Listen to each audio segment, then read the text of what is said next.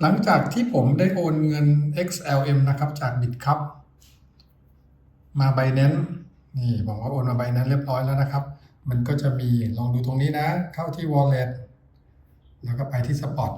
ผมจะมี XLM อยู่118 บาทเมื่อกี้ยัง119 บาทอยู่เลยตรงนี้นะ118 บาทเนี่ยมันไม่สามารถเทรดได้เนาะเมื่อวานคลิปที่แล้วผมได้รีวิวเอาไว้แล้วว่าเราสามารถนำ XLM เนี่ยไป convert เป็น USDT ได้เลยซึ่งจริงๆมันสามารถ convert ไปเป็น BNB ได้นะครับแต่มันต้องทิ้งช่วงระยะเวลาคือมันทำได้ครั้งหนึ่งแล้วก็ต้องรอก่อนเสียค่า convert 2%แต่อันนี้จะ convert ตรงๆเลยนะมันจะมีเมนู convert นะครับในกรณีที่เราอยากจะ convert เหรียญไหนก็ convert ไปไม่ใช่ว่าทุกเหรียญจะ convert ได้นะครับมันก็ต้อง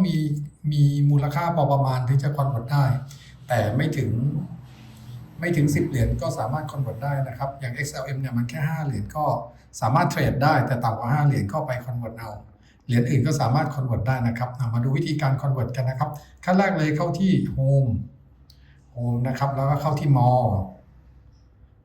เสร็จแล้วให้เราเลื่อนหานะครับเลื่อนหาเมนูอะไรครับเลื่อนหาเมนูเทรดเห็นไหมเจอเทรดพอเจอเทรดเสร็จปุ๊บเราก็เข้าที่ convert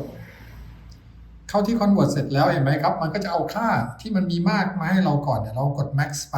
เมื่อกี้ผมมีอยู่118 บาท119 บาทเราจะ convert มันมาเป็น USDT นี่มาเป็น USDT ตัวนี้นะส่วนมากเราก็จะ convert เป็น USDT นะครับนี่1 XLM เท่ากับ0จุดเท่าไหร่ก็สามารถ convert ได้หลายอันนะครับนี่เราจะสามารถ convert 50% ก็ได้ 75% ก็ได้มันก็จะบอกนะครับแล้วนี้ก็ 100%ผมคอนเวิร์ต 100% เลยนะครับก็กดพรีวิวดูหน่อยกดพรีวิวเสร็จปุ๊บมันก็จะบอกว่าจาก26 XLM เนี่ยไปเป็น 3.3 USDT ก็คอนเวิร์ตนะครับกดคอนเวิร์ตเลยก็เรียบร้อยแล้วก็คอนเวิร์ตเรียบร้อยแล้วครับแล้วกลับไป back to home เหมือนคลิปที่แล้วเลยนะครับแล้วเราก็ไปที่ wallet แล้วไปที่ spot แล้วลองมาดูกันนะครับ XLM ผมก็เหลือ0 เหรียญละเห็นไหมครับผมก็จะได้ USDT มาที่118 บาทแทบจะไม่เสียค่าธรรมเนียมเลยนี่ก็เป็นการ convert นะครับแบบ convert โดยตรงหรือมัน convert กี่ครั้งก็ได้เราลอง convert ดูอีกทีนึงก็ทำไงครับไปที่ home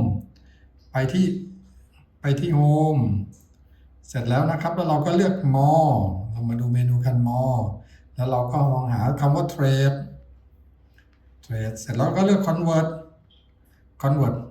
อันนี้เราก็จะมาดูกันว่าเราจะ convert อะไรเราก็มาดูกันนะครับเราก็มาดู convert เหรียญที่เราจะเหลือนะครับเมื่อกี้นี้มันเหรียญไหนมากสุดมันจะไว้บนเนาะผมมันจะมา convert เดี๋ยวมาดูกันนะครับว่ามันไม่ได้ convert ได้ทุกอันนะครับไปไหนครับไป USDT ไป USDT ผมก็กด max เลยเห็นไหมครับ max เลย1เท่ากับ 1.6 USDT ลองดูกันนะครับว่าเงินแค่ 4-5 บาทมัน convert ได้ไหมซึ่งเปอร์เซ็นต์เนี่ยก็อธิบายแล้วเนาะว่า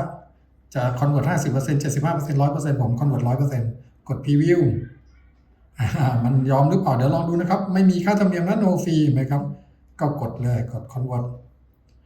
มันยอมด้วยนะครับก็คือกด back to home ก็ไปลองดูกันแล้วกันนะครับมันเป็นวิธีการ convert เรามาดูซิว่า